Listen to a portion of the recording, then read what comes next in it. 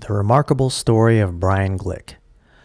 I am mostly known through the exploits of my incredible students and their success in MMA and grappling over the years.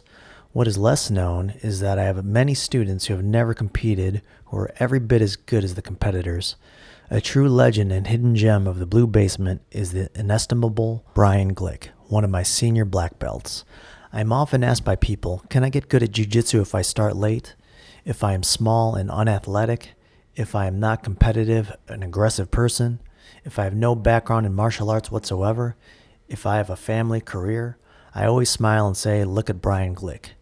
When Mr. Glick first began jiu-jitsu in the late 1990s, classes were very rough with frequent dojo challenge matches and high injury rates.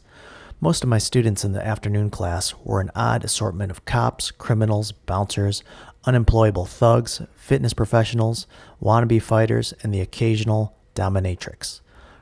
Brian was so delicate and shy, I actually took him aside on a couple of occasions and gave him a speech that he really wasn't cut out for this kind of activity and he should find another sport. Yet in time he showed the greatest human attribute of them all, stoic persistence that allows for the incredible forces of adaptation over time to work their magic. Despite all my doubts, he became the small guy that could twist monsters into pretzels. He went through the MMA phase training with George St. Pierre and Chris Weidman, the squad grappling phase where he is still a formidable training partner for even the best squad members. He is arguably the single greatest example of the transformative powers of jiu-jitsu training to take anybody from helpless to hardcore.